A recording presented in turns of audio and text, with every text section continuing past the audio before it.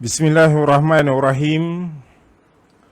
Yang berbahagia Datuk Dr. Abdul Basit bin Abdul Rahman, Pengerusi Yayasan Pondok Sungai Durian, Kuala Krai, Kelantan.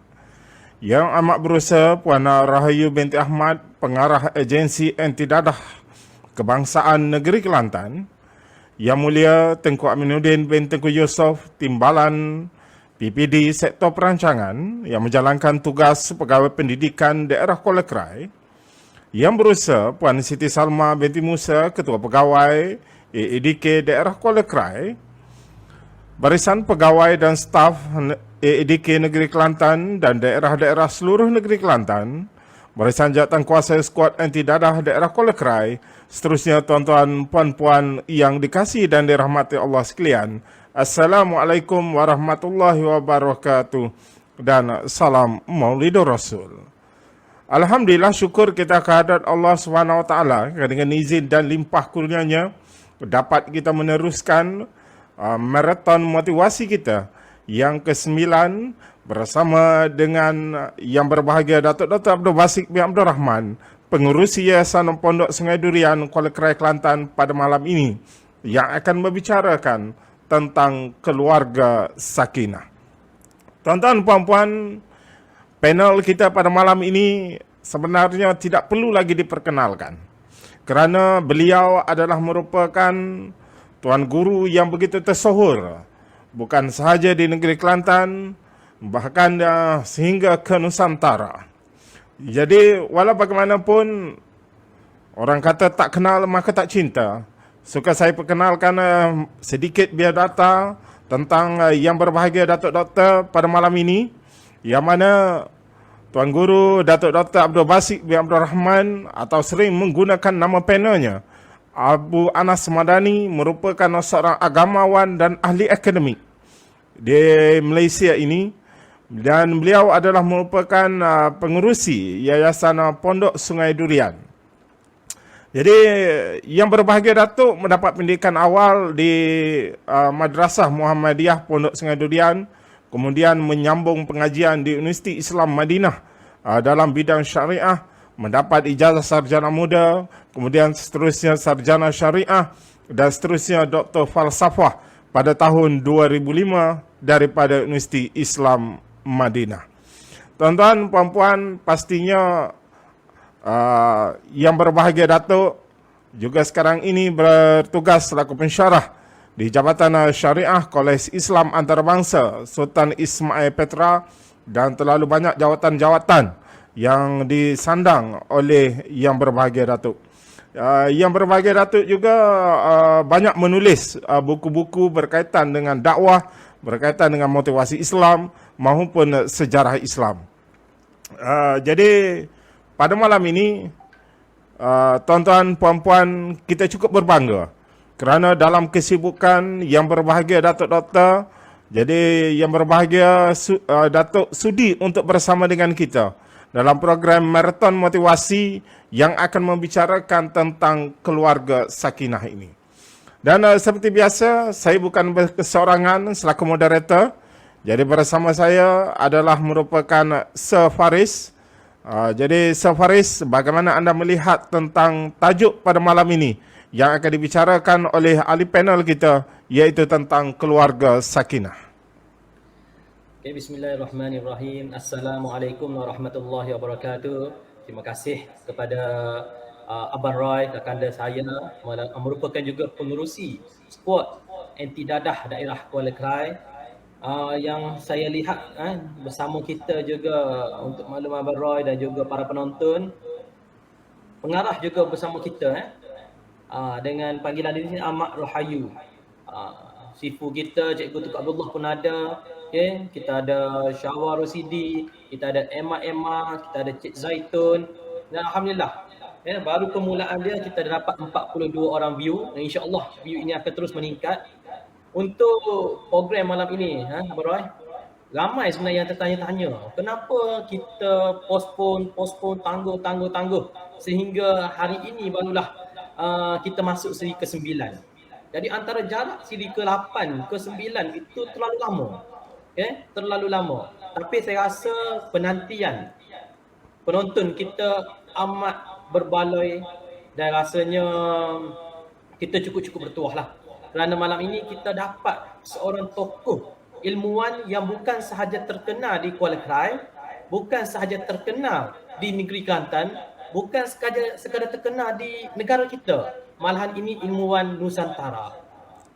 Yang mendapat pendidikan awal di pondok dan akhirnya mempunyai pencapaian di peringkat PhD di University of Madinah.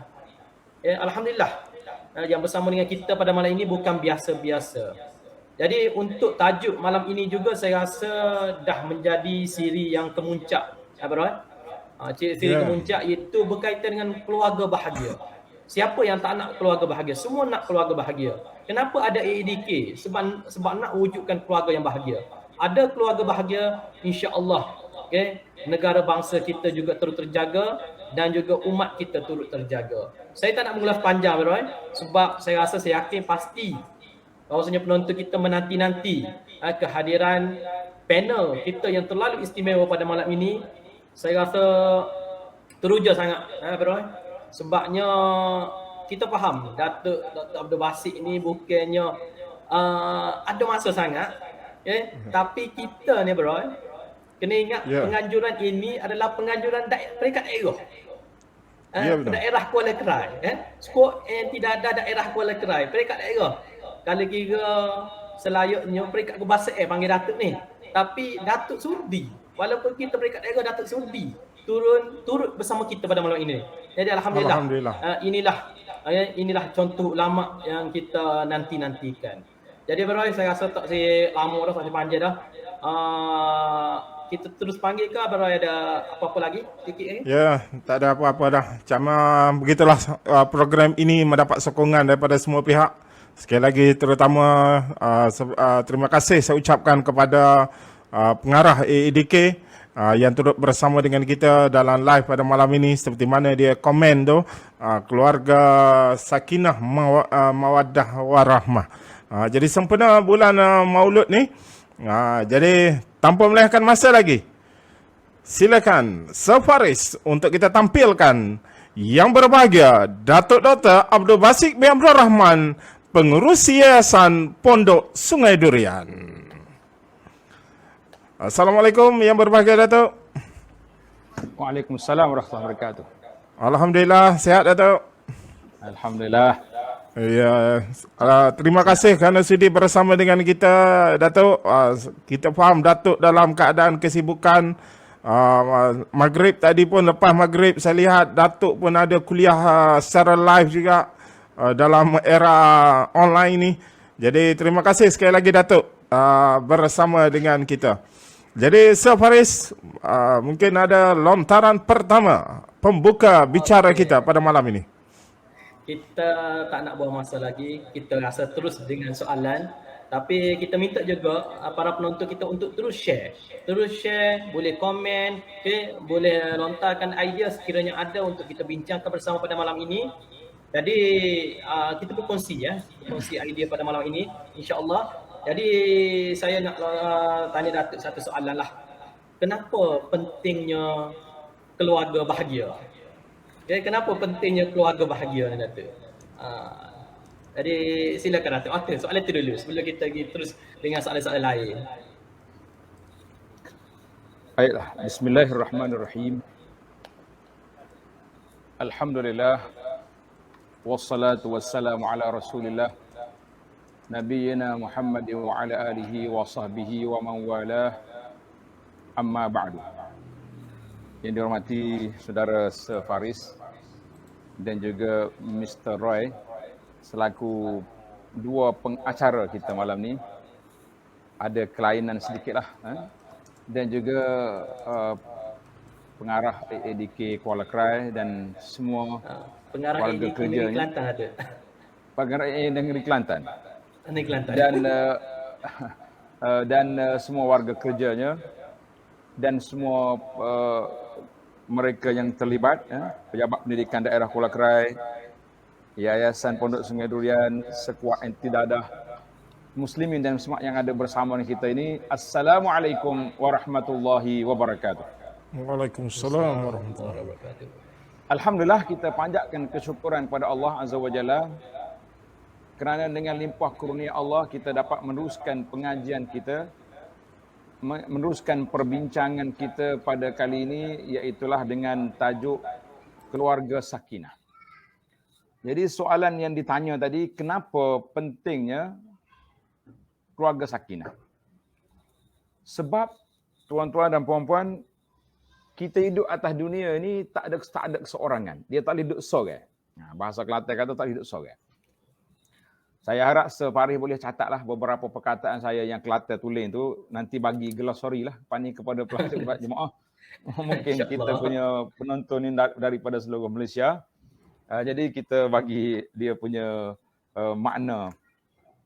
Jadi kita hidup atas dunia tak boleh kita hidup seorang, sebab kata di ahli sejarah seperti Ibnu Khaldun ke siapa, dia kata al-insan madaniyun bi tab'ihi. Al-insan madaniyun bi tab'ihi, manusia tu mesti duduk ramai-ramai, dia tak duduk seorang. Kalau duduk seorang dia tak jadi orang dah pula. Jadi itu di antara sebab kenapa kita perlu pada keluarga. Dan satu lagi, dalam hadis Nabi SAW, hadis ini Nabi kita bersabda, arba'un minas sa'adah. 4 perkara tonggak kebahagiaan seorang manusia. Yang pertama, al-mar'atus salihah. Apabila suami memiliki isteri yang salihah.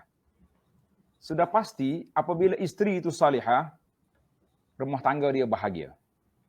Anak-anak dia ceria. Sebab bila isterinya salihah bagi suami, sudah pasti dia juga menjadi ibu yang baik, ibu yang bertimbang rasa, ibu yang sangat prihatin kepada keluarganya sendiri. Secara otomatik. Yang kedua, al-maskanul wasi'. Rumah tempat kediaman yang luas. Rumah kediaman yang luas. Luas di sini bukan luas dari sudut kaki persegi, tapi luas dari sudut ketenangan dalam rumah. Ada orang duduk rumah luas, 2-3 tingkat rumah dia. Tetapi nak tidur terpaksa berpaut kepada ubat tidur. Kita kata apa yang luasnya rumah seperti itu? Tidak ada faedahnya rumah yang luas tapi nak tidur terpaksa kena cari ubat tidur. Kita nak rumah yang luas, jumpa bantalnya terus lena. Itu dia panggil tenangnya hati. Sebab manusia ni dia suka tidur dalam tempat yang tak sepatut tidur. Contohnya tempat yang orang suka tidur dekat mana? Boleh Faris kongsi kat saya, di mana ke tempat orang mudah tertidur ataupun suka tidur? Masa baca khutbah di masjid. Masya Allah. Ini ahli motivasi ni dia nampak gitu. waktu imam khutbah, sebab waktu tu orang letih, balik daripada mari tempat kerja dan sebagainya, kalau luar Kelantan mari daripada pejabat, mula ya khatib khutbah, dia pun lena selalu. Kita kata ini di antara tempat yang tak kena tempat. Sebab itulah dikatakan bahawa tidur dalam majlis ilmu adalah gangguan daripada syaitan. Tapi kalau kita tidur kerana di tempat kita takut, contohnya besok kita nak buat pembedahan. Malam tu kita tidur lena je, tak ada apa-apa. Sedar-sedar pukul 5 pagi untuk tahajud. Itu maknanya rahmat daripada Allah Azza wa Jalla. Baik. Yang ketiga, al-jarus salih. Kita ada jiran yang baik. Maka ini juga ciri-ciri sa'adah, kebahagiaan di atas dunia. Yang keempat, al-markabul hani, iaitu kenderaan yang baik. Maksud kena baik bukan kenderaan besar, tak semestinya besar. Semua kena ada Wellfire, Alfa, Mercedes. Nah, kita ada kancil ni tak bahagia ke? Siapa cakap tak bahagia? Kancil paling laju di jalan raya. Sekarang ni orang masyhur dengan Myvi. Myvi ke yang paling laju sekarang? Maka itu dipanggil arba'un minas sa'adah. 4 ciri-ciri kebahagiaan. Hadis ini dikeluar oleh Imam Ibn Hibban dan lain-lain. Kata di para ulama bisanadin sahih, dengan sanad yang sahih. Maka tajuk yang dipilih malam ni iaitulah tajuk keluarga bahagia. Maka kalau kita nak jadi keluarga kita bahagia, sudah pastinya keluarga yang anak-anaknya bahagia, sudah pastinya tidak ada dadah, tidak ada perkara-perkara yang memabukkan dalam rumah kita, barulah sebuah keluarga itu layak dikatakan keluarga yang berbahagia. Maka dalam Islam ini, pencegahan al-wiqayatu khairum minal ilaj. Mencegah lebih baik daripada berubat. Mencegah lebih baik daripada berubat. Kalau kita berubat, maknanya benda tu sudah berlaku. Berubat artinya benda tu sudah parah. Sekarang ni usaha-usaha daripada skuad anti dadah kita di Kuala Krai dan di mana-mana saja sekarang ni, tujuan kita bagaimana nak mengharmonikan masyarakat. Bagaimana kita nak selamatkan masyarakat kita daripada terjebak dengan najis yang dadah ini. Sebab dadah ni bila dia masuk memang sukar untuk nak keluar. Jadi kita tengoklah kawan-kawan kita yang telah terjebak. Walaupun duduk di pusat pemulihan, duduk di mana, tapi memang sangat sukar untuk dia pulih. Karena itu mencegahlah kita sebelum parah ataupun sebelum terjebak. Cegah sebelum terjebak. Mudah-mudahan apa yang diusahakan oleh sahabat-sahabat kita daripada skuad anti dadah ini diberkati oleh Allah Azza wa Jalla. Itu jawapan kepada soalan yang pertama yang ditanya oleh moderator. Okey, terima kasih Datuk. Jadi daripada hadis tadi, Pak tadi, saya juga teruja lah. Saya pernah jumpa lah orang duduk ramai-ramai di rumah. Kita rasa macam sepi, macam lagu mana boleh duduk. Tapi dia bahagia sebab rahmat itu daripada Allah. Dia pasal tidur tadi pun saya teringat lagi tazkirah pada Ustaz, tazkirah pasal nikmat tidur. Itu ketika pernah badar, saat dia alik malam tu tiba-tiba hujan sejuk. Saya ingat lagi tazkirah Ustaz tu dan saya jadikan dia modul. Modul saya untuk kemotivasi tu. Lagu mana nikmat tidur. Jadi Ustaz, bila kita dah dapat keluarga bahagia, kita nak dapat tips daripada Ustaz tu, di manakah kunci syurga? Kunci syurga, sebab Ustaz saya tengok lah ni kecap pasal kunci syurga. Di mana kunci syurga? Keluarga bahagia tersebut. Di mana kunci syurga? Di sebalik kebahagiaan keluarga tersebut, Ustaz. Jadi persilakan Ustaz untuk menjawab soalan tersebut. Baik, Alhamdulillah. Terima kasih kepada moderator.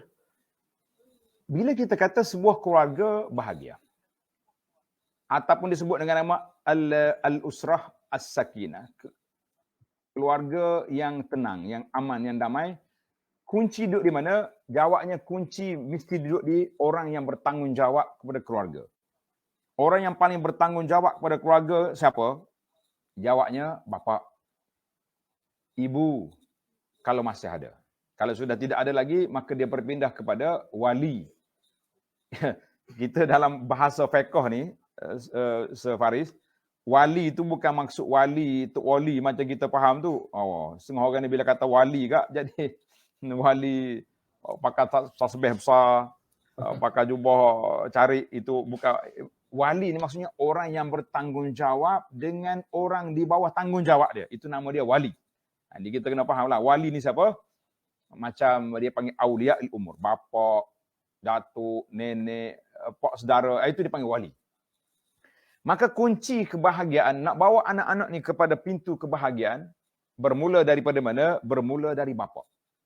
Allah Ta'ala firman dalam surah At-Tahrim, ayat 6, Ya ayyuhallazina amanu qu anfusakum wa ahlikum nara وقودها الناس والحجارة عليها ملائكة غلاظ شداد لا يعصون الله ما أمرهم ويفعلون ما يؤمرون. Wahai orang yang beriman, qu anfusakum wa ahlikum nara. Allah Ta'ala suruh kita mula dengan diri kita. Kita kena jaga sebelum orang lain tu, jaga siapa? Jaga diri kita dulu. Mana ayah, wali tu kena jaga dia. Sebab kita ni pemandu. Kalau pemandu tidur, jawabnya penumpang boleh jadi mati habis. Kan?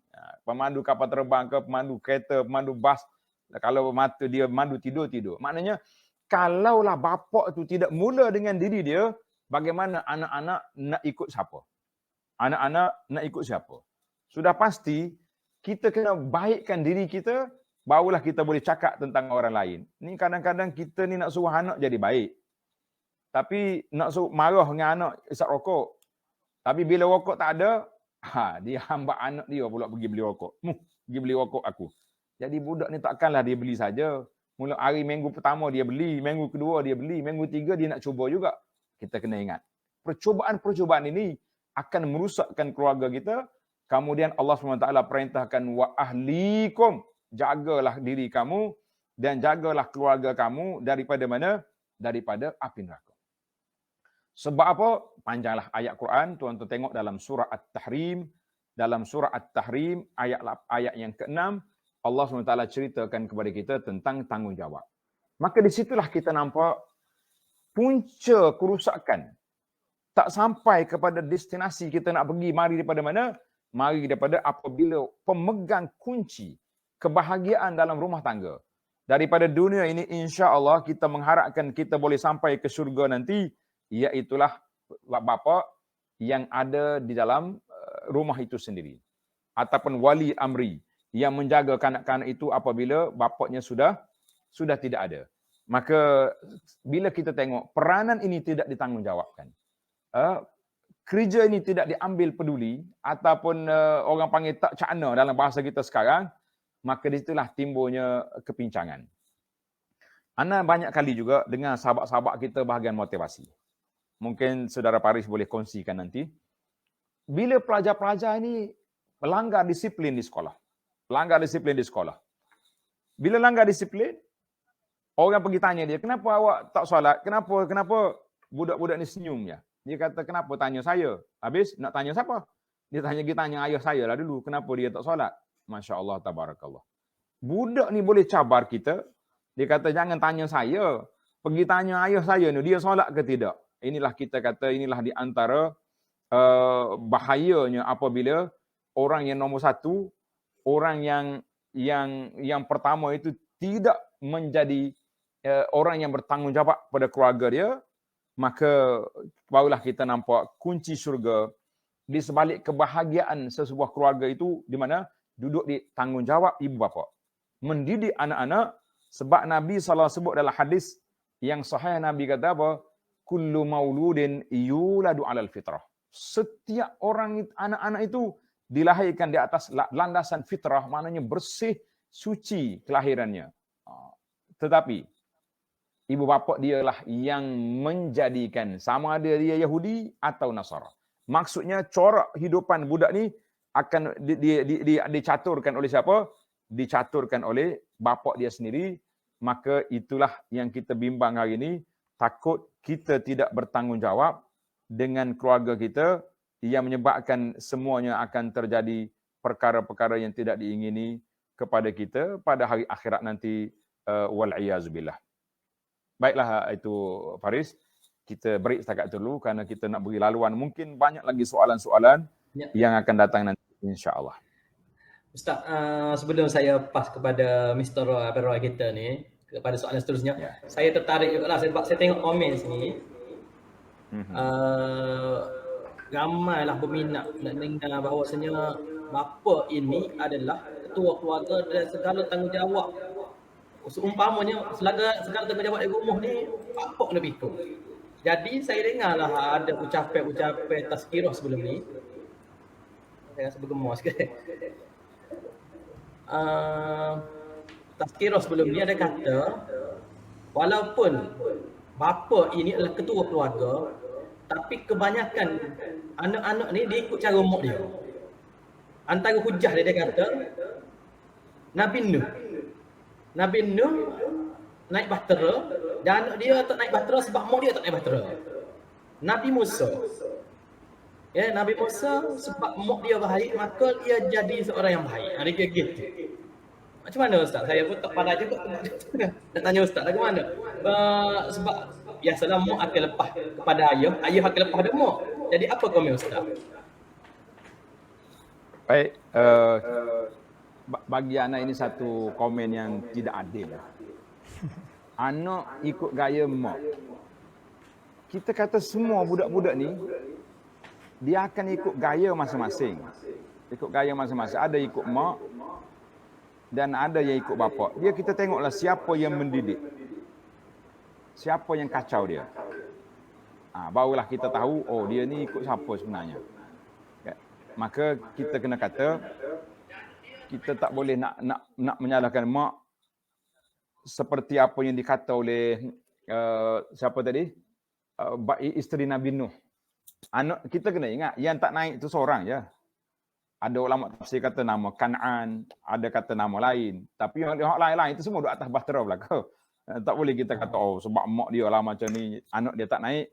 Kita kata itu satu tuduhan yang tidak adil bagi pihak ibu. Sedangkan ibu yang mendidik anak-anak. Sebenarnya watak budak-budak ni, dia ikut dua-dua. Ada ayah, ada mak. Sebab itulah kita ni ada kalanya bila orang tanya tentang macam mana sekali anak kita ikut ayah, ada kalanya anak ikut bapa. Dia punya rupa ataupun cara. Jadi kata di para ulama mengatakan apabila panjang pula cerita ni, lari pula tajuk dia. Itu kita nak dengar cerita tu. Cerita tu kami. Dia kena dengar tu. Ada cerita ni orang Yahudi. Orang Yahudi mari jumpa Nabi SAW. Dia mari tanya, dia baca dalam kitab dia, di antara tanda-tanda Nabi itu betul, Nabi boleh jawab soalan ini. Di antara soalannya, kenapa anak ikut ibu sekali, kenapa ikut ayah? Kadang-kadang kita tengok, macam ibu dia lah budak ni. Kan?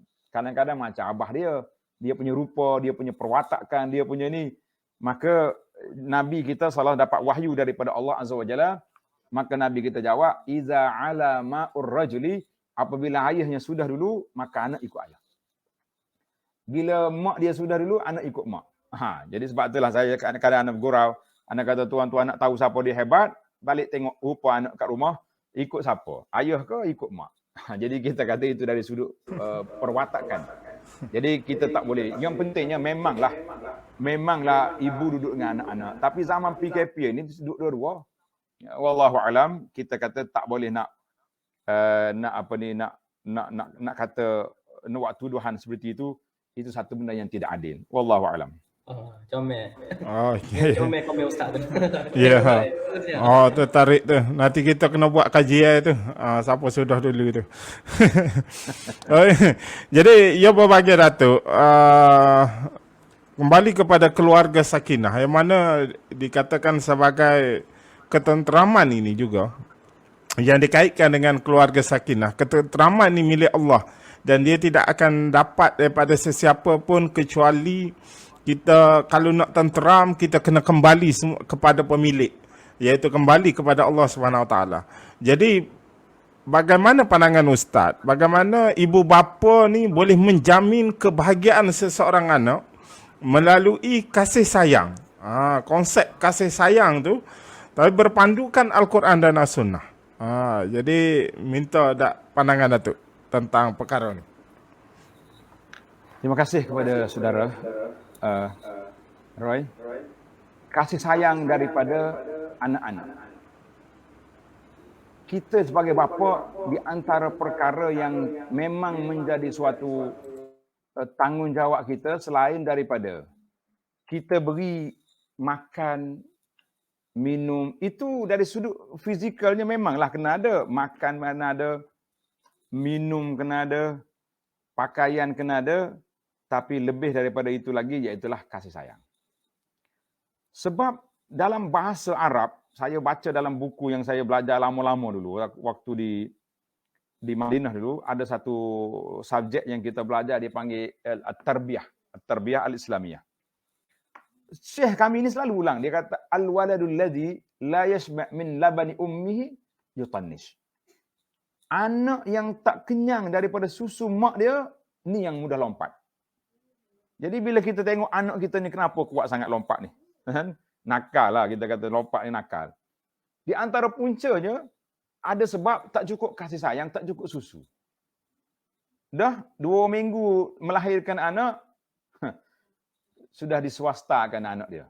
Sama ada mak angkat mari daripada New Zealand atau mak angkat mari daripada Australia. 2 mak angkat ni akan ambil peranan dalam hidup kita. Maka anak itu tak cukup kasih sayang, maka di sinilah kita kena tengok. Konteks, dia panggil sentuhan mak ayah tak sama dengan cikgu, tak sama dengan guru. Pagi tadi saya tadabbur surah Luqman. Esok kita sambung lagi. Siapa-siapa yang belum ikut program tadabbur kita, dipersilakan. Setiap lepas subuh pukul 6.30, 6.35 gitu, insya-Allah kita ada program tadabbur Al-Quran. Di antaranya, yang disebut Allah Ta'ala cerita rawi al-hikayah, yang membawa cerita kepada kita siapa dia? Luqman. Luqman ni bukan Nabi. Tetapi Luqman seorang ulama, seorang rajul soleh. Tengok dia punya sentuhan. Bila dia nak cerita kepada anak dia, dia panggil, ya bunayya, wahai anakku. Maka beginilah kita bila nak cakap dengan anak, kita kena panggil dengan panggilan yang cantik. Anak, sayang, baby, panggil panggilan yang nampak budak tu rasa nak mari dekat kita. Barulah kita rasa dia rasa ada sentuhan. Bapa ni tidak, setengah orang ni bila bunyi kereta ayah balik masuk pagar ya, dia punya lari masuk dalam bilik macamlah seekor singa akan masuk dalam rumah. Kita kata ini satu perbuatan yang tidak baik. Yang tidak baik sebab apa? Sebab dia salah guna kuasa dia tu ke atas anak-anak yang tidak sepatutnya budak ni jadi mangsa kekasaran dia. Dengan itu kita kena letak. Sebab tu dah dalam ilmu psikologi dia kata ayah ni kena sentuh anak 5 tempat. Tengok ni, ayah kena sentuh anak 5 tempat. Ni kalau lari daripada tajuk anti dadah ni, moderator kena bagi tahulah. Kita nak bertukar ilmu psikologi pula. Dia kata ayah ni kena sentuh anak 5 tempat dah. Bila kita tengok anak kita, yang pertama sekali kita pegang dia. Pegang atas kepala dia. Kalau dia ada, ataupun kita pegang tangan dia, kita gosok. Apa salahnya ayah cium tangan anak. Kan? Ayah boleh cium tangan, tiup pipi dia. Kalau dia nak nampak apa-apa benda, kita kena gosok atas kepala dia, menunjukkan kita ni bangga dengan dia. Tapi kalau anak nampak stres, kita kena gosok di tengkuk dia. Kalau anak mengamuk, gosok di dada. Sambil itu kita bacalah doa-doa yang diajar oleh Nabi SAW tu, doa menghilangkan stres, doa supaya anak ni jadi, orang panggil jadi harmoni. Ini di antara ciri-ciri sentuhan kasih sayang bapa tu tak semesti semua dengan duit. Ada setengah orang ni tengok anak dia tu, kau nak apa? Beli semua benda. Habis benda dia beli sampai satu bilik penuh dengan mainan anak-anak. Tapi sentuhan kasih sayang tak ada. Anak tunggu dia balik dekat pintu. Ayah masuk rumah, tengok anak bukan nak sentuh. Musim Covid ni tak apalah. Kita terimalah kena pergi basuh tangan dulu kan, mengikut SOP. Tapi musim biasa. Bila anak mari dekat dia, abah, aku penat bawa balik. Tolak anak. Walaupun kita bawa barang satu plastik penuh, tapi tak sama dengan sentuhan seorang bapa atau ibu yang ditunggu-tunggu daripada pagi kepada seorang anak. Apalagi ibu dia yang tak bekerja, yang duduk di rumah, suri rumah, sangat-sangat mengharapkan sentuhan daripada suami kepada isteri. Ini tidak ni suami pula balik ataupun isteri pula buat tak cana, dahlah suami letih. Ni tengok suami bawa makanan bukan nak pergi sambut. Dia duduk jawab WhatsApp lagi tak habis-habis. Dia punya geng WhatsApp ini pun merusakkan juga hubungan di antara keluarga yang perlu kita ambil perhatian lebih-lebih lagi dalam suasana kegawatan yang ada musim Covid ini. Wallahu a'lam. Okey Ustaz. WhatsApp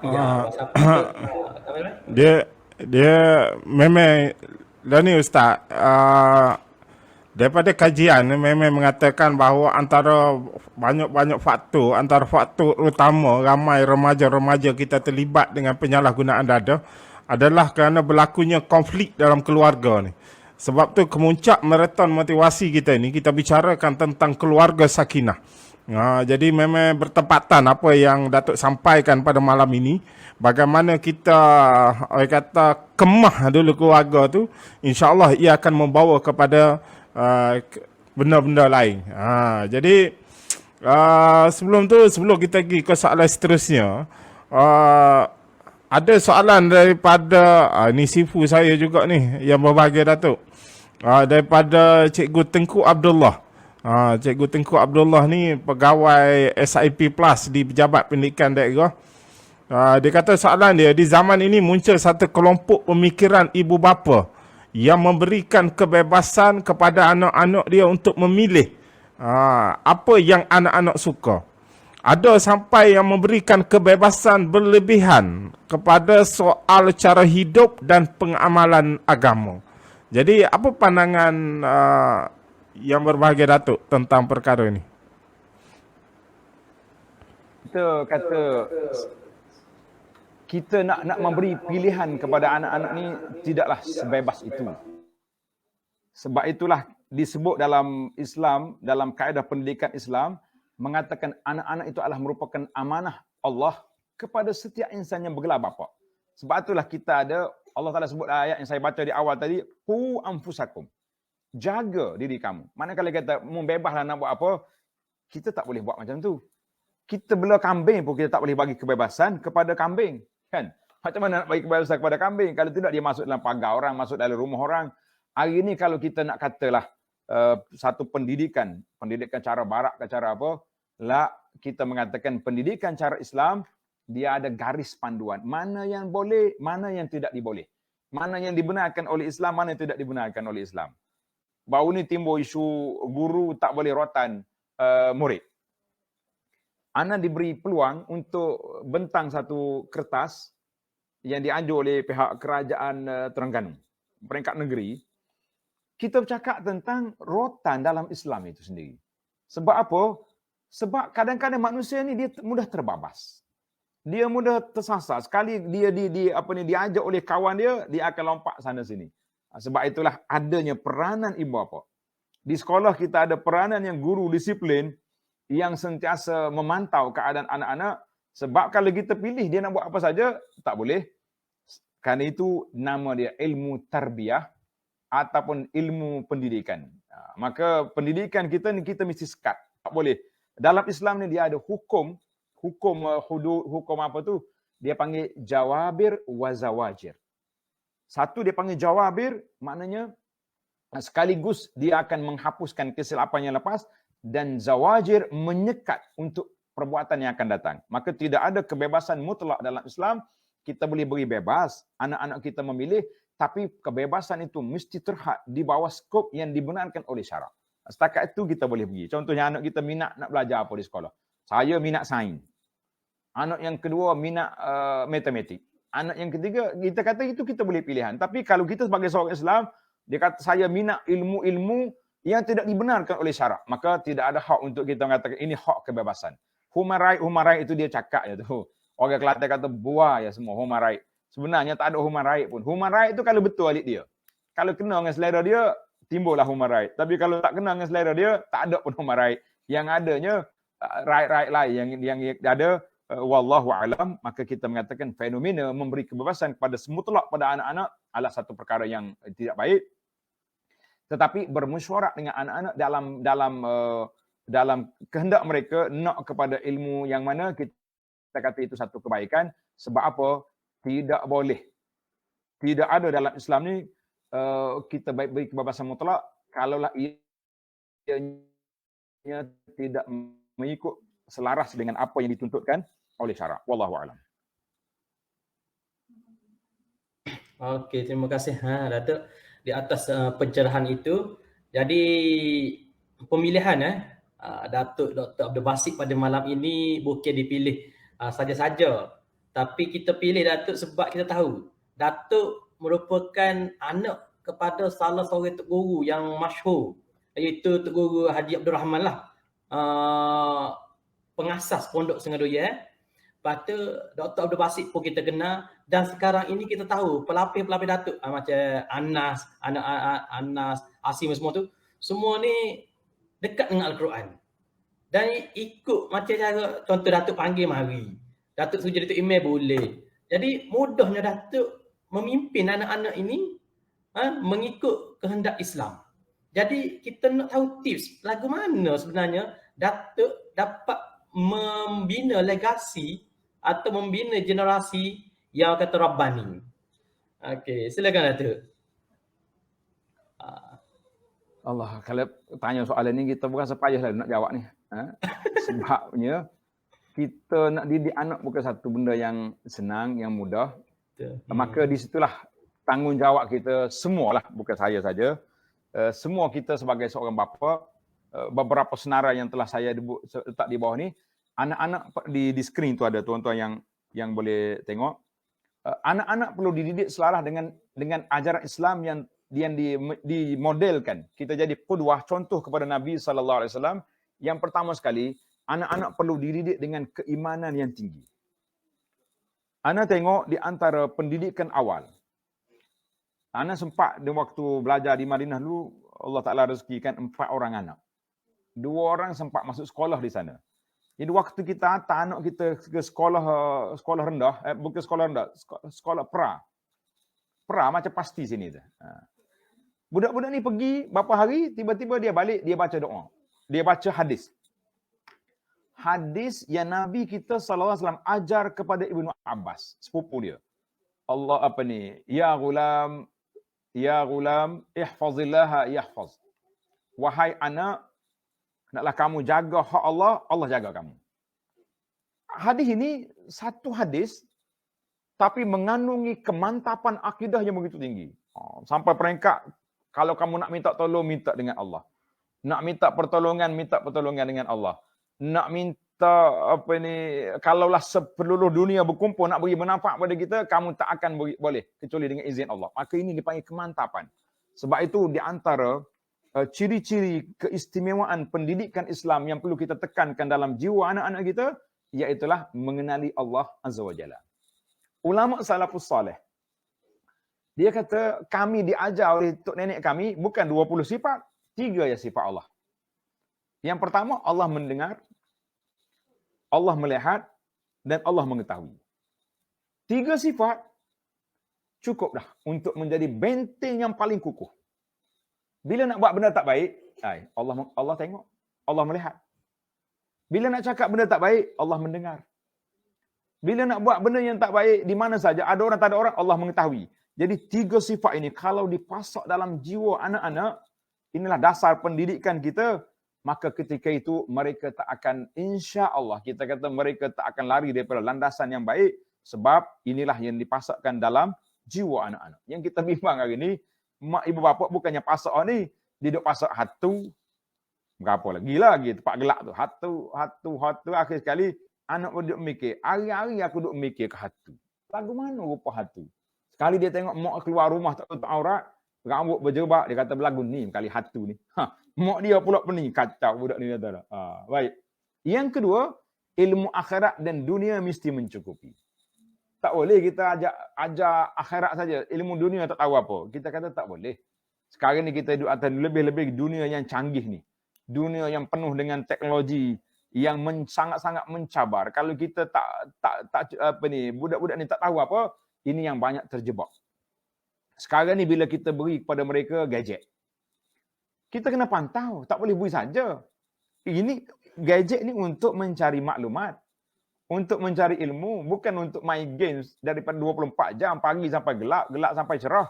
Maka kita kena bagi, dan ibu bapa sendirilah kena menjadi pendidik sebagai ketua keluarga. Jangan duk harap ke ustaz je, jangan harap ke cikgu je. Bila kita tengok berlakunya PKP, ramai cikgu di rumah, ketika itulah mereka kepeningan. Allah, bilalah nak buka sekolah. Bilalah sekolah budak ni boleh pergi sekolah. Sebab apa? Baru dia tahu, rupanya mendidik anak tidaklah seperti mendidik benda lain.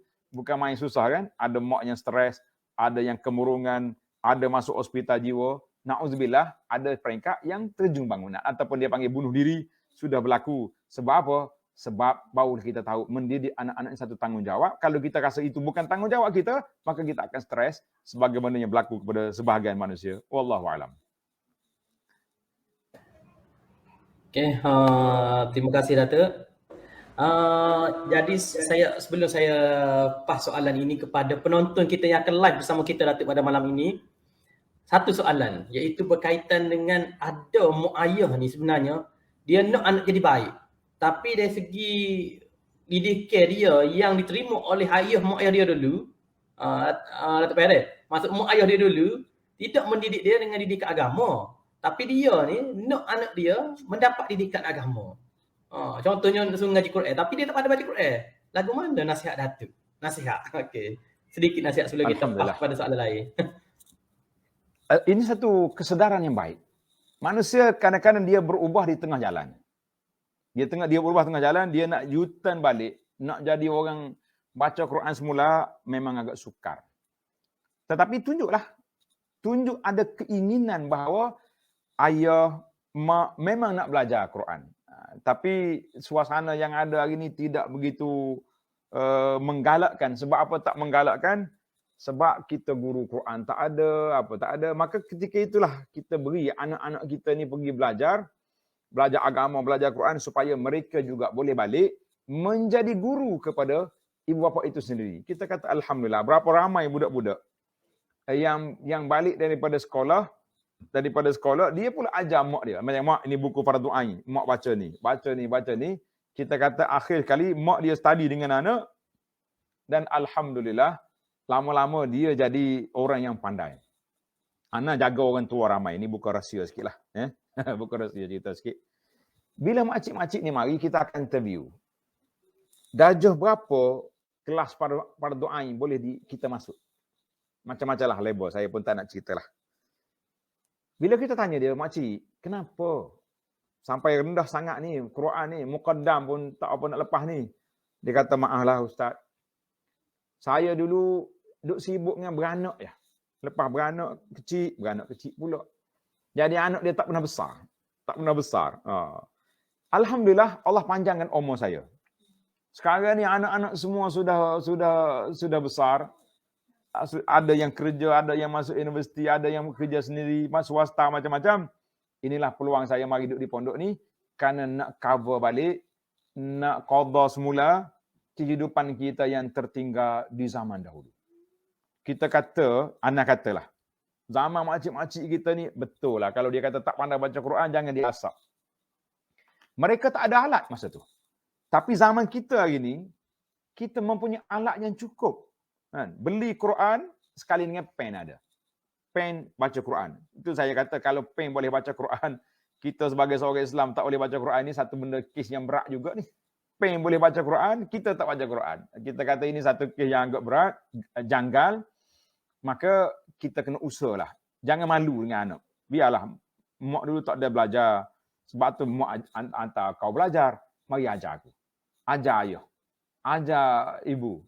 Maka kita kata inilah peluang untuk kita sama-sama menggilak balik qada balik apa yang kita terlepas sebelum daripada dulu. Jangan malu. Dia malu ni kena ada tempat juga. Macam tadi juga. Dia dua perkara yang kita salah guna. Satu, tidur tak kena tempat. Satu lagi, malu tak bertempat. Apa dia malu tak bertempat? Tak tahu, tak tanya. Itu malu tak bertempat. Tak reti, tak belajar. Malu tak bertempat. Sepatutnya yang dikatakan al-haya'u minal iman itu malu nak buat maksiat. Malu nak lakukan perkara mungkar. Malu, itulah kita kata, itulah malu yang dipuji oleh Allah Azza wa Jalla. Maknanya malu, tak tahu, tak tanya ni. Kenapa? Malu. Kerana malu itu separuh daripada iman. Itu bukan malu bertanya. Itu malu nak buat maksiat. Baru betul. Jadi kadang-kadang kita salah guna bahasa malu. Itu pun satu perkara yang menyusahkan hidup kita. Wallahualam. Okey, ya. Jadi banyak yang kita dapat hari ni. Jadi kita mungkin boleh tampilkan penonton kita yang kita akan bersama live bersama Datuk pada malam ni. Ini orang yang banyak terlibat dalam masyarakat ni, menyumbang pada komuniti. Jadi silakan soalan terus kepada yang berbahagia Datuk. Silakan.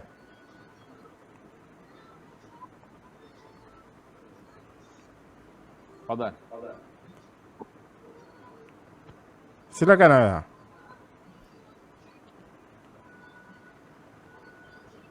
Amba tak dengar soalan Abah. Abah, boleh dengar?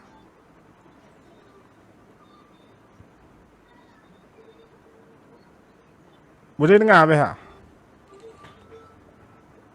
Kita tak dengar soalan daripada Abah. Suara ada? Tak ada suara. Mic on ke Abah? Assalamualaikum Datuk. Okey, clear. Saya Muhammad Azhar bin Azmi.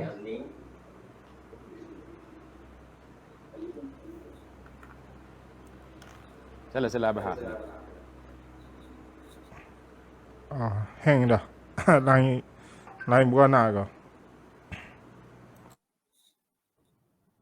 kita teruskan dengan Rais. Ya.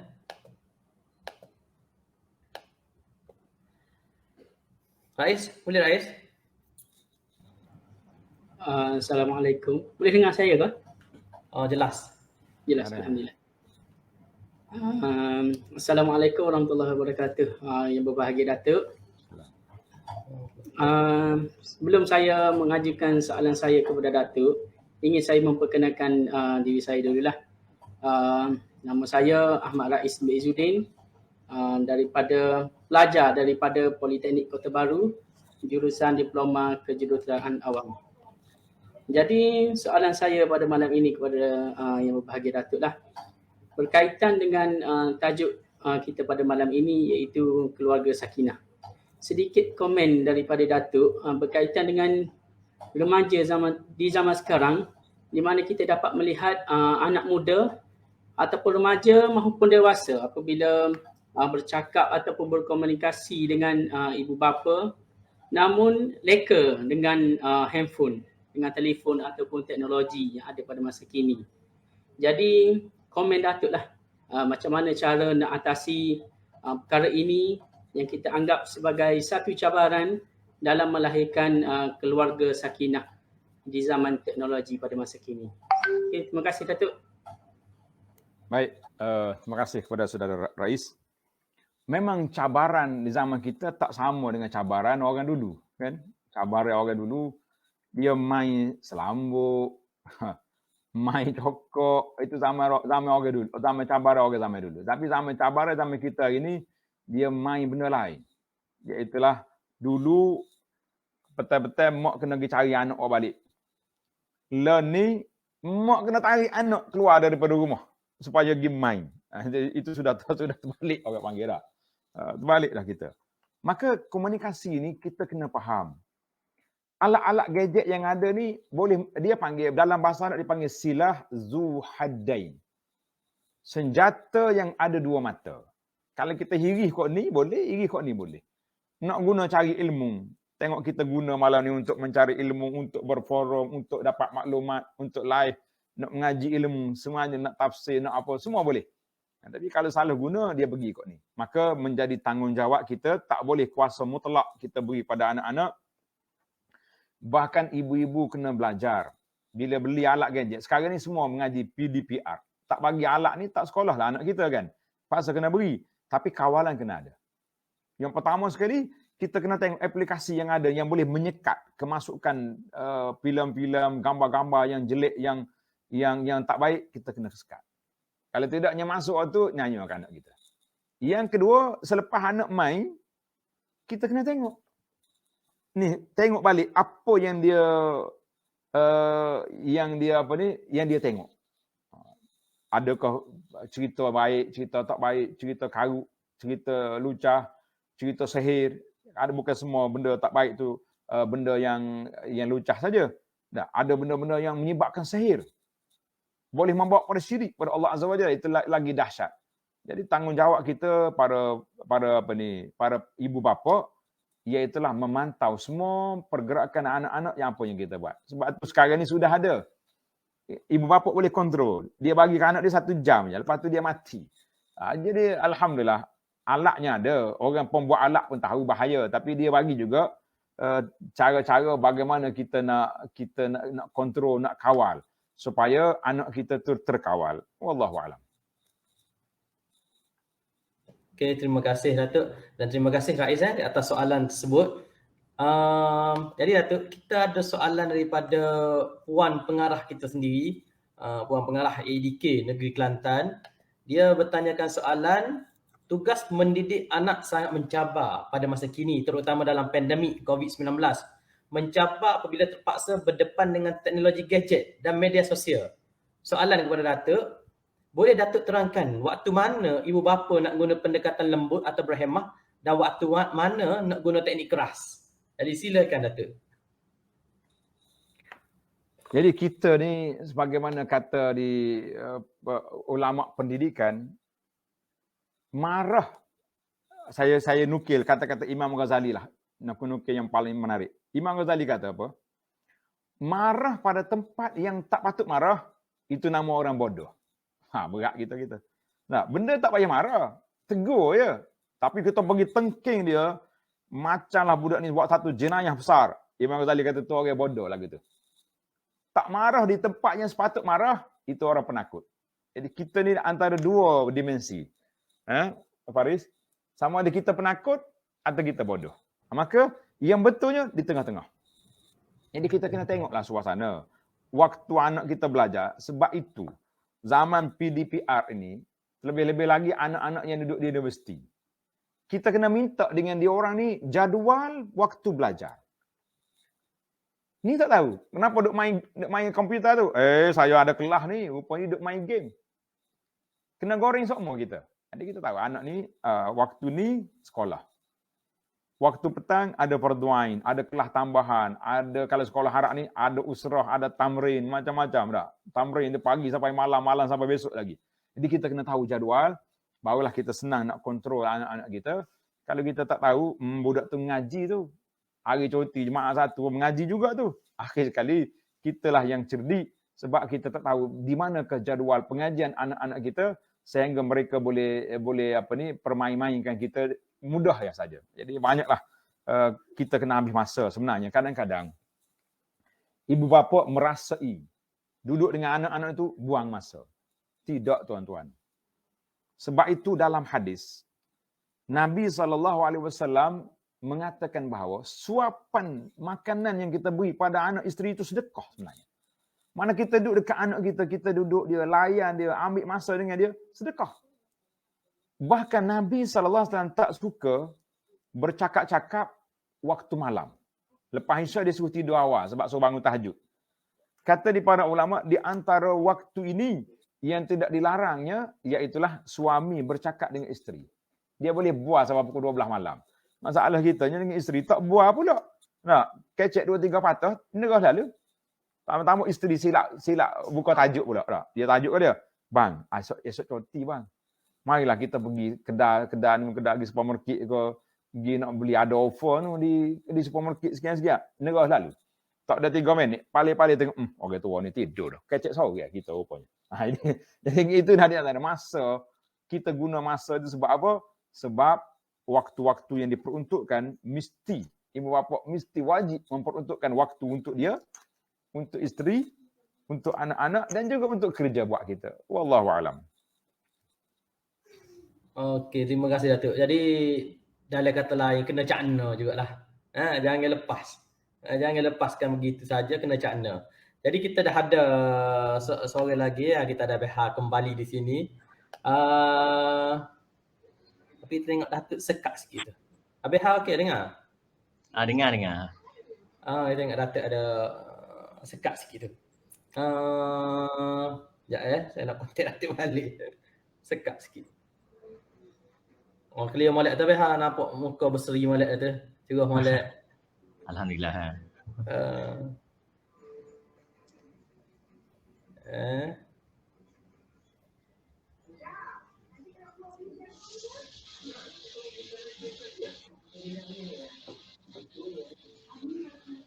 Menarik ni hujah-hujah daripada Datuk kita hari ni BH.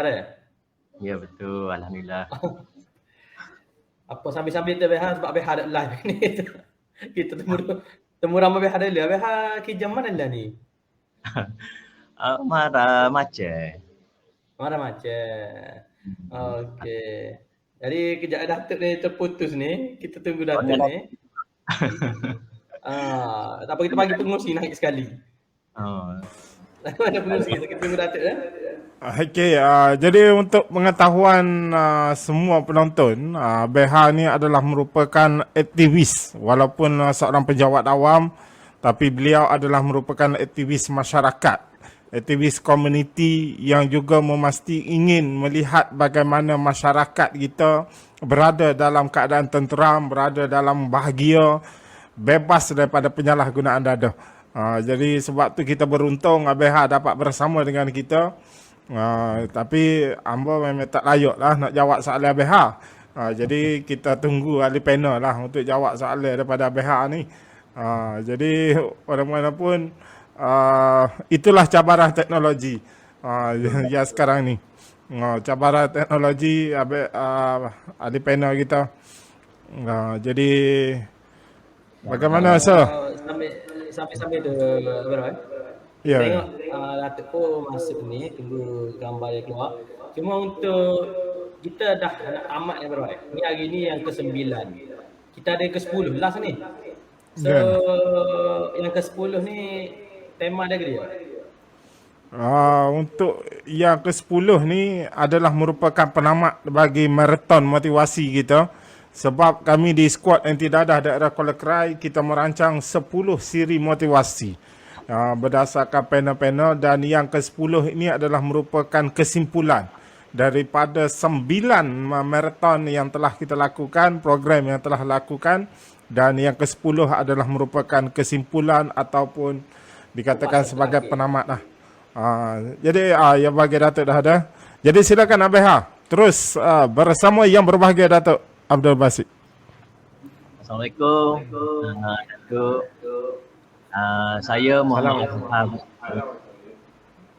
selaku penolong usaha KRT Kuala Prasar, berangkat YP SK Tukum. Jadi pertamanya saya ingin mengucapkan tahniahlah kepada pihak skuad Anti Dadah Kuala Krai dengan kerjasama AADK Kuala Krai, Pejabat Pendidikan Daerah Kuala Krai dan Yayasan Pondok Sungai Durian di atas penganjuran yang cukup bermakna ini. Jadi aura kebahagiaan dan kasih sayang keluarga pastinya membawa keharmonian masyarakat, amnya komuniti. Setiap insan di dunia pastinya mendambarkan keluarga bahagia. Ianya adalah nikmat yang terbesar daripada Allah Subhanahu Wa Taala. Jadi pada pandangan yang bagi Datuk, apakah peranan yang boleh dimainkan oleh ibu bapa dalam memupuk anak-anak mereka bagi menyumbangkan ke arah kemaslahatan masyarakat atau komuniti penyayang ini? Jadi itu sajalah persoalan daripada saya yang bagi Datuk. Sekian, terima kasih. Baik, terima kasih kepada Encik Azhar. Di antara, kalau kita baru ya dengar cerita, mula baru ni hijrah, kemudian kita dengar cerita pula sirah Nabi, kan? Orang panggil maulud. Kalau kita tengok, waktu Nabi nak hijrah, siapa yang menemani Nabi SAW? Orang yang menemani Nabi hijrah, iaitulah Sayyidina Abu Bakar As-Siddiq. Abu Bakar sebelum dia hijrah, semua anak-anak dia main peranan.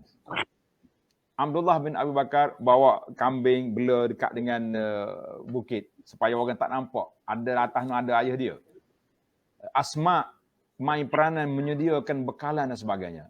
Karena itu saya kata, bila kita belajar ilmu sirah ini, kita nampak dalam kehidupan bermasyarakat, peranan kita dengan anak-anak besar. Anak perhati tengok sebahagian orang, dia pergi masjid.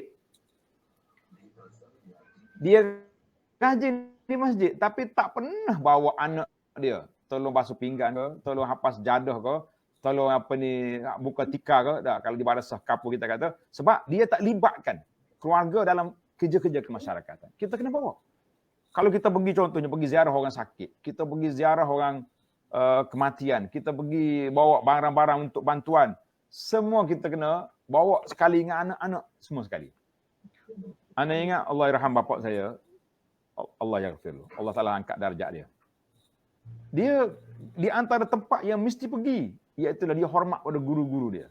Dia bawa semua, anak ni mesti ikut. Nak pergi mana?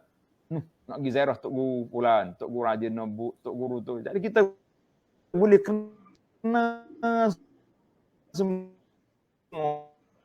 dia bawa semua pergi. Bila nak pergi rumah keluarga, dibawa semua. Kita kata kita masalah ini, tuan-tuan dan puan, kita kena libatkan. Contohnya kita duduk dalam skuad anti dadah ni. Skuad nak menyelamatkan anak-anak daripada dadah. Kita kena libat semua keluarga kita. Anak kita bawa. Paling tidak pun dia tahu, dadah ni bahaya. Kalau tak ada kerja lain, dia tolong tanpa poster pun boleh. Dia tolong bawa barang-barang boleh. Tolong angkat banner boleh. Kita mengatakan, kita tak boleh hidup seorang diri, sebab kalau kita tak libatkan keluarga dalam kerja yang kita buat, dia akan putus. Putus. Bahkan anak tak tahu apa ayah gimana. Ayah mana? Ayah dengan NGO dia. Gapo dia ayah membuat? Tak tahu gapo. Kita kata mana boleh. Mana boleh. Saya kagum dengan sahabat saya Sir Faris.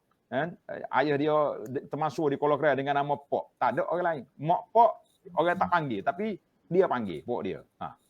Dia libat semua anak-anak dia. Semua anak-anak dia libat. Hak ni jaga kolej, hak ni jaga anak IKEA, hak ni jaga semua perkara dia libat. Kita kata ini di antara contoh ilmu-ilmu kebajikan pun waktu kita ada jamuan panggil ustaz-ustaz, anak-anak mari ada belakang. Kita kata ini di antara contoh-contoh kejayaan yang kita nampak, mesti anak kita tu libat. Ni dia anak dia risau ya.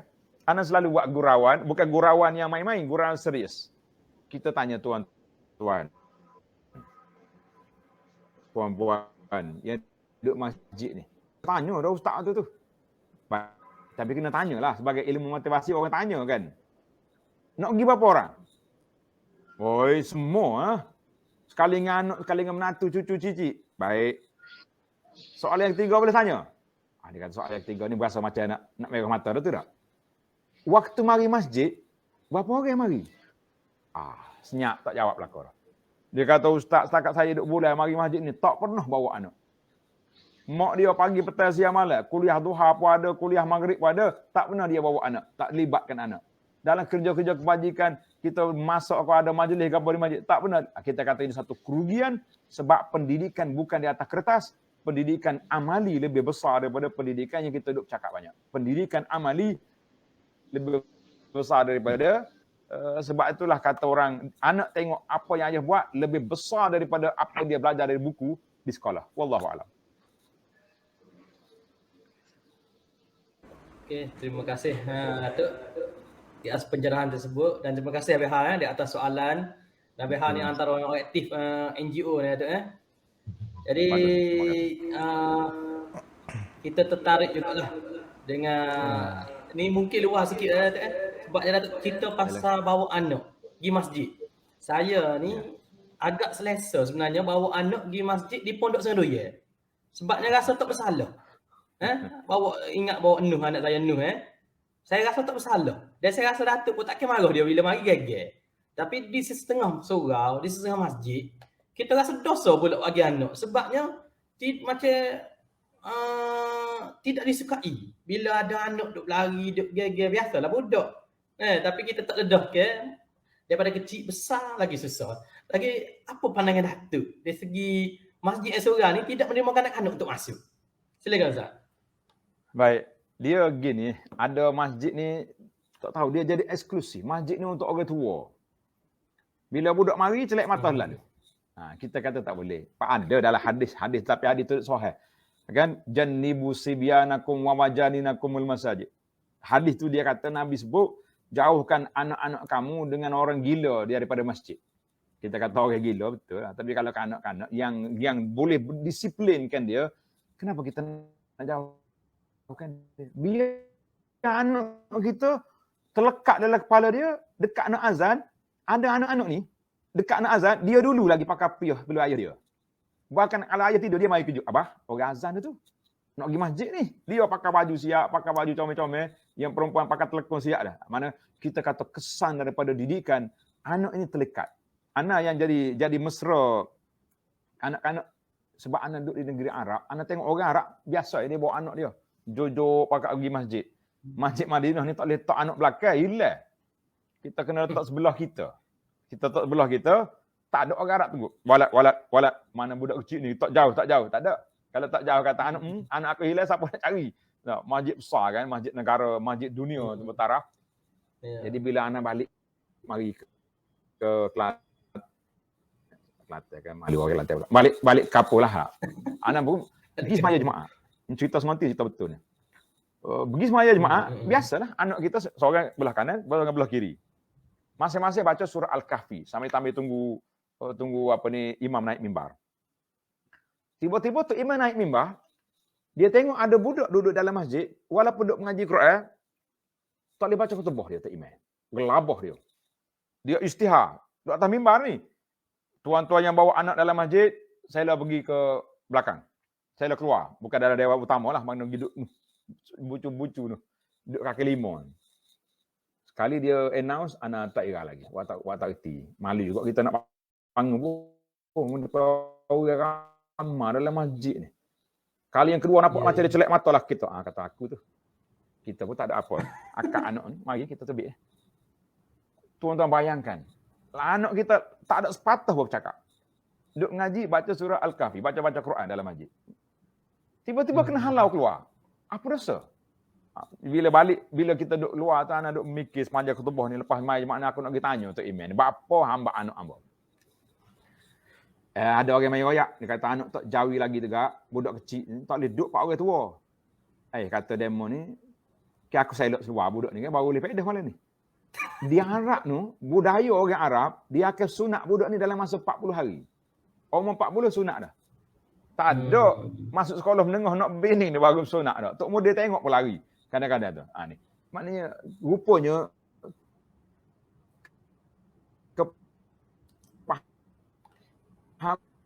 macam-macam putus soft. Dia duk maya celah tiai tak apa tak putus. Bila ada budak putus. Itu di antara sebab lah. Kita mengatakan kepahaman tentang anak-anak ni perlu diperluaskan. Boleh jadi masjid kita tu oleh kerana selalu dah kita bagi motivasi. Dalam khutbah pun cakap, dalam kuliah pun mesra kanak-kanak. Cuma ayuh hak bawa anak tu kena jagalah juga. Takkan biar anak dia lopak pakai atas kepala orang dah.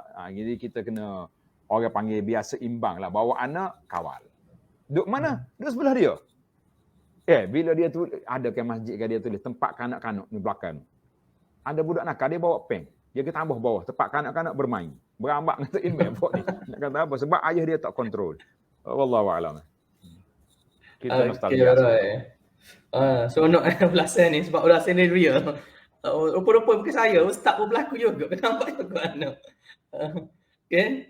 Jadi Abang Roy? Jadi pengalaman itulah yang kadang-kadang mendewasakan kita, Datuk.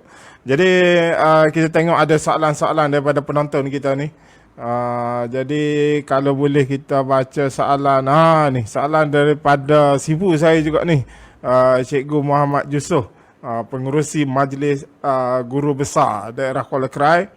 Jadi dia kata sering akan ada helah bela diri dalam semua hal, terutama dalam pendidikan anak-anak. Jadi ibu bapa menyalahkan masyarakat. Lepas tu masyarakat pula menyalahkan ibu bapa. Jadi bagaimana solusi untuk mencapai kata sepakat agar ibu bapa dan masyarakat ni sama-sama berperanan bagi orang kata mencapai keluarga sakinah ni?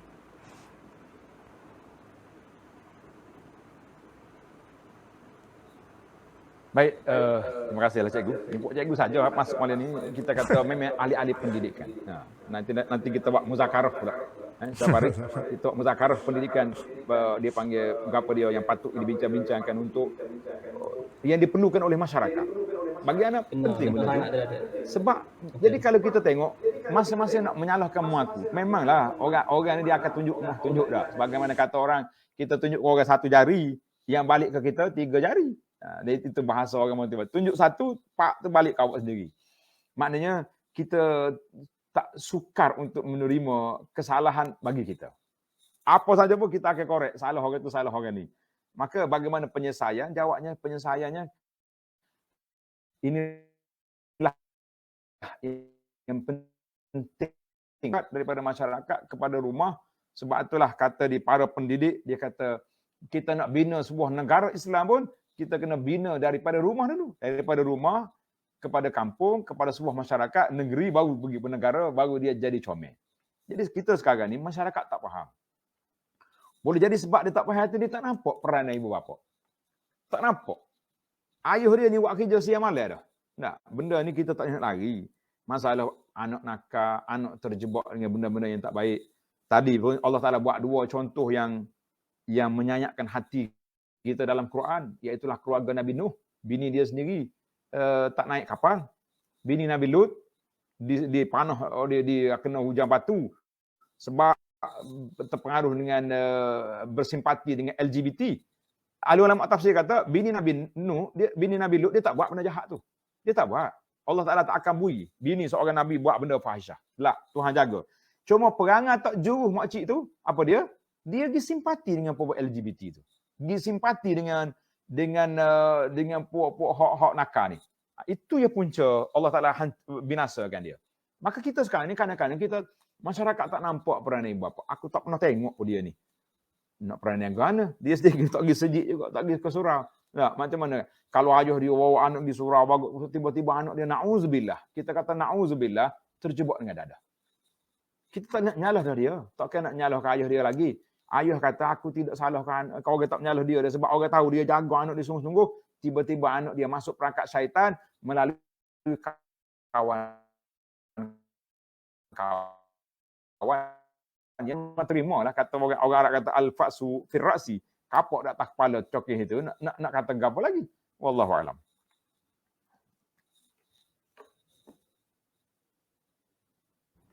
Okay, Abang Roy, macam mana Abang Roy? Kita tengok komen menarik Abang Roy daripada Ni Kau baca. ada puan pengaruh kita ni. Walaupun hari ni sibuk, seharian sibuk di pejabat pun, tapi malam ni pun masih lagi menyokong usaha kita. Turut bersama dengan kita. Jadi komen daripada puan pengaruh kita, dia kata tip parenting motivasi kebapaan dan panduan kepada anak-anak remaja pelajar sekolah perlu disampaikan kepada semua lapisan masyarakat. Kolaborasi gabungan idea antara murabi, NGO, golongan pakar insyaAllah akan membantu dan beri panduan kepada ibu bapa dalam aspek mendidik anak agar terlibat dengan penyalahgunaan dadah dan ke arah keluarga sakinah. Jadi saya rasa lepas ni pun AADK akan panggil ni Al-Fadhil yang berbahagia Datuk kita ni untuk buat satu progress course untuk kita bersama dalam gabungan idea antara AADK pandangan tentang perkara ini. Jadi insyaAllah yang penting niat kita sama-sama dalam memastikan bahawa generasi kita adalah generasi ke arah Al-Quran dan As-Sunnah. Jadi kita tengok lagi adakah komen-komen ataupun soalan-soalan daripada penonton kita. Jadi Cikgu Mat justru kita mengucapkan ribuan terima kasih kepada yang berbahagia Datuk kerana sudi jawab soalan dia. Okey. Jadi Abang Roy. Ya, silakan sir. Tengok sini 10.30 dah. Kita banyak lagi nak dapatkan ilmu daripada ustaz ni. Saya pun rasa hari ni kalau kira ustaz daripada pagi lagi kot. Sekamuh dia. Pagi, pagi tadi. Siang tadi saya tengah hari ada kelas ke Ustaz? Hari ni oleh kerana merentah negeri boleh. Ramai sekali mari daripada Kuala Lumpur, mari daripada negeri-negeri lain yang duduk ikut kuliah tadabbur kita pagi-pagi. Mari tengok tuas sendiri. Jadi alhamdulillah lah, pagi pada, tengah hari, lepas zuhur pada, lepas asar pada. Allah, alhamdulillah. Hari ni terkawal. Jadi insya-Allah lah dia kata mereka ni akan berterusan lah majlis ilmu kita tu. Jadi kita insya-Allah cadangan puan pengarah tadi saya sangat sokong. Cuma satu je Mr. Abang Roy. Kita sekarang ni yang bermasalah ni yang tak mari masjid. Hak tak mari dengar kuliah. Hak duk kuliah ni enggak sakit telinga jak pagi sampai gelap. Mari ustaz ceramah tai atas kepala dia. Mari orang ni ngomong atas kepala dia. Ana waktu mula-mula balik dulu daripada mengaji, masa tu pihak kerajaan Esko Agama jemput saya masuk dalam panel penasihat dakwah negeri. Ana bentang ada lebih kurang 4 muka surat. Cadangan saya kepada pihak berkuasa agama supaya buat. Jadi malam ni ana suka juga nak mencadangkan sekali lagi lah puan pengarah ada bersama kita. Di antaranya, bagaimana kita nak turunkan maklumat ini kepada masyarakat. Bagaimana kita nak turunkan maklumat ini kepada masyarakat. Kalau tunggu mari masjid, tak mari dah. Masjid pula kena tutup 14 minggu. Nah, sampai hari ni pun kuliah tak boleh lagi. Inilah peranan yang dimainkan oleh skuad anti dadah ni, yang dimain oleh pemuda-pemuda sahabat-sahabat kita ni, kita kata ini satu peranan yang besar, iaitulah kita nak turun ke bawah. Pada itulah Ana sebut kepada Paris, insya-Allah YPSD, Yayasan Pondok kita ni bersedia untuk kerjasama. Lepas musim PKP ni, kita kena ambil wakil-wakil pemuda-pemuda mengikut zon. Ikut wakil rakyat tak apa. Melalui zon Dom Mengkebang, Dom Guci, Dom ni, kita kumpulkan pelajar-pelajar ni 50 orang yang boleh fokus. Kalau ramai sangat, tak jadi pula jadi ceramah perdana. Tak kebir derah boleh, tapi nak payah-payah. Jadi, kita kena pilih wakil-wakil anak-anak muda wakil-wakil pemuda yang kita boleh jadi campaigner, boleh jadi ikon dalam masyarakat, yang dia ni akan panjang-panjangkan kita punya motivasi ni, ilmu ini kepada kawan-kawan dia di sekolah, di kampung, mana tempat dia main, tempat berlomba basikal, tempat apa saja tempat, maka perlu sangat kita turunkan maklumat ini kepada masyarakat. Wallahu alam. Itu cadangan saya lah. Comel sangat-sangat Ustaz. Idea tersebut, dan insya-Allah lah kita tengah kecek dengan YB Ustaz Latif lah untuk bawa tengah di Parlimen Kuala Krai dulu. Dan disokong oleh puan pengarah kita insya-Allah. Jadi dan kita ada soalan Ustaz ni. Kita cuba menyambut soalan ni. Assalamualaikum Datuk. Saya ada satu soalan. Bagaimana ibu bapa boleh menjamin kebahagiaan seorang anak melalui kasih sayang yang berpandukan Al-Quran dan Sunnah? Okay, walaupun soalan ni Datuk dah jawab tadi, tapi bolehlah kita secara ringkas lagi untuk menyambut soalan ni lah, menghargai soalan tersebut. Silakan Datuk.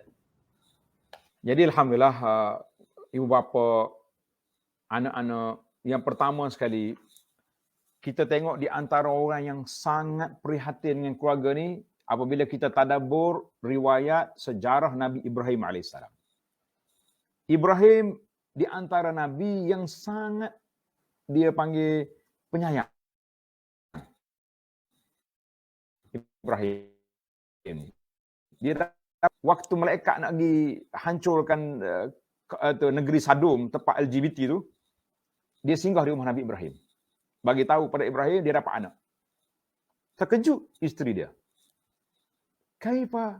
Bagaimana aku boleh anak sedangkan aku mandul? Aku sudah tua. Ba'li syaikha, suami aku tua.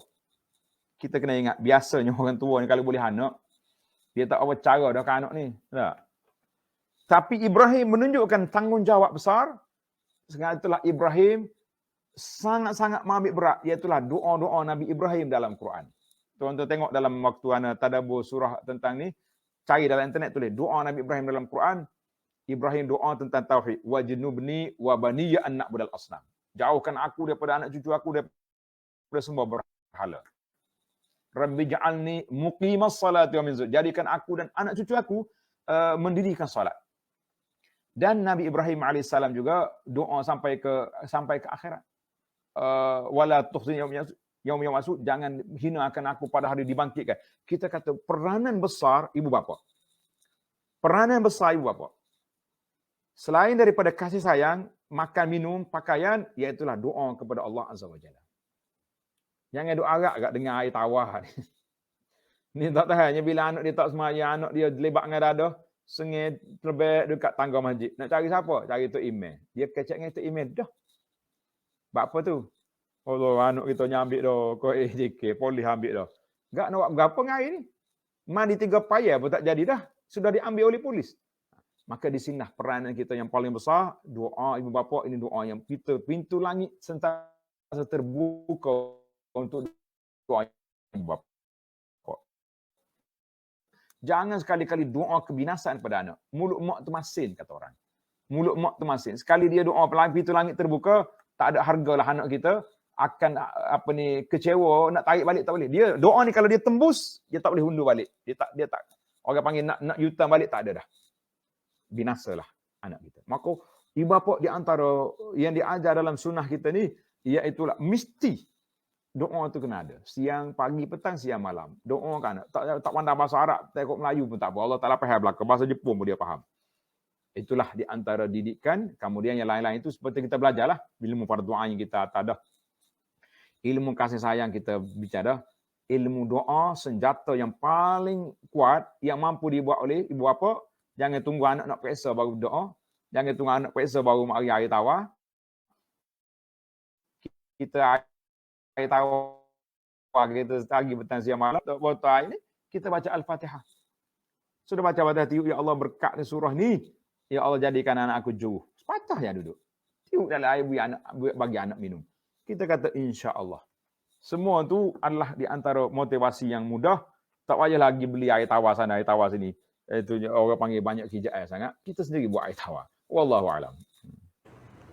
Alhamdulillah Datuk, kita pun dah sampai ke penghujung program kita, sedar atau tidak kita Memang rasa tak puas. Tu komen daripada Wan Asma tu, ibu pada Sel Faris tu. Alhamdulillah, program terbaik teruskan. Syabas dan tahniah diucapkan. Itu sokongan seorang ibu tu cukup baik. Bila doa seorang ibu, saya tertarik dengan apa yang dikatakan oleh Al-Fadil yang berbahagia Ustaz kita.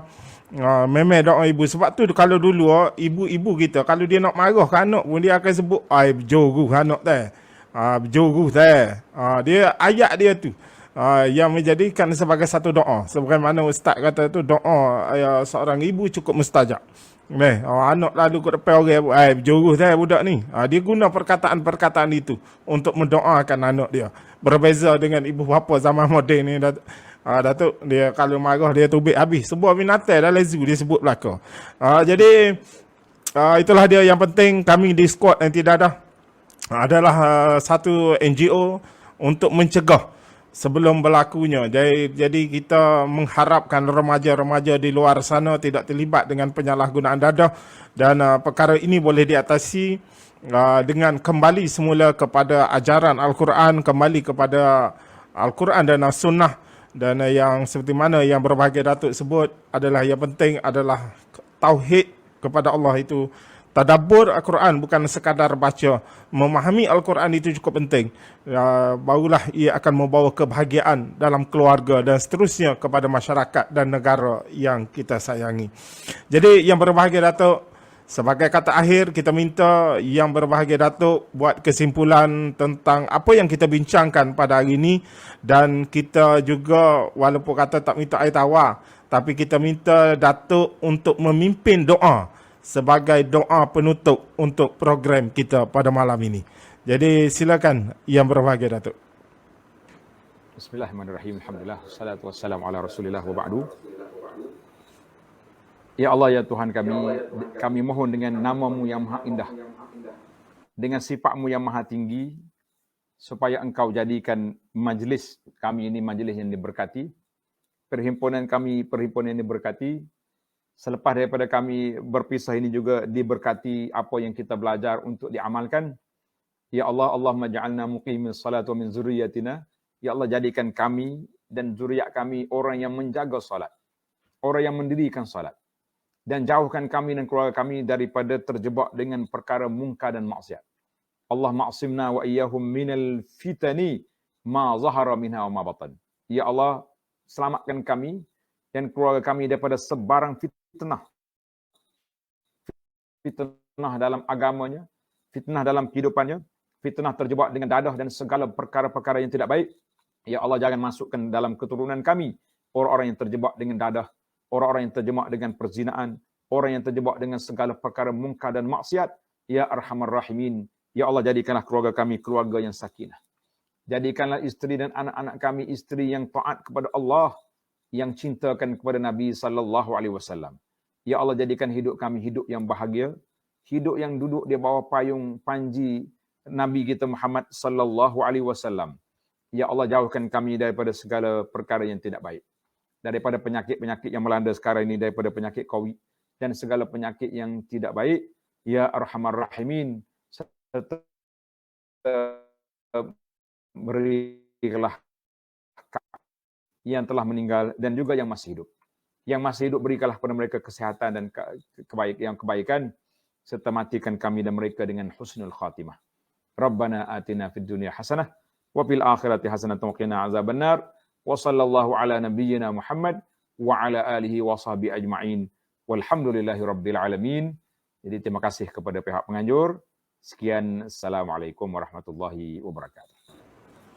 Jadi majlis merakamkan setinggi-tinggi penghargaan dan ucapan terima kasih kepada yang berbahagia Datuk Abdul Basit bin Abdul Rahman, pengurusi Yayasan Pondok Sungai Durian, Kuala Krai, Kelantan, atas kesudian untuk menjadi panel bagi program Marathon Motivasi siri yang ke-9 anjuran Skuad Anti Dadah Daerah Kuala Krai dengan kerjasama Pejabat Pendidikan Daerah Kuala Krai, Pejabat DADK Daerah Kuala Krai.